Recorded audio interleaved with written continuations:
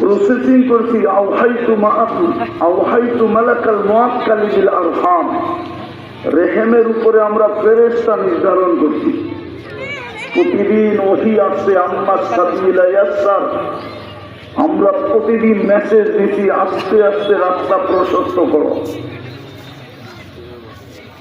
তো কিভাবে বানাইছেন ওটা তো বললামই, পানি, রক্ত, রক্তপিণ্ড, কঙ্কাল, তার উপরে গোশতের আবরণ। আল্লাহ বলে ফালাম্মা তাম্মাত মুদ্দাতু আশহুরি, যখন তো সময় পুরা হয়ে গেছে তো ফেরেশতাকে বলছি আমরা পাপড়ি শীর্ষাকার রকি পাতলা পর বিছায়া দেয়।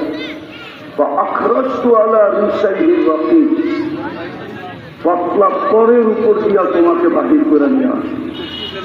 কিন্তু এর আগেও কয়েকটা কাজ করছি, সেটা হলো জাআলতু লাকা হানানা, তোমার জন্য মা বাবা আপন জনের দিলের ভিতরে ভালোবাসার জাল করছি।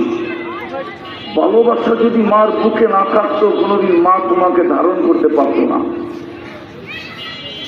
কেননা মা সন্তান পেটে নিয়ে যে কষ্ট অনুভব করে, কোরআন বলে, কোরআন হিমালয় যদিও দুনিয়ার সবচেয়ে উঁচা পাহাড়, কিন্তু কোরআন বলে মার কষ্ট হিমালয়ের চেয়েও কয়েক গুণ উঁচা।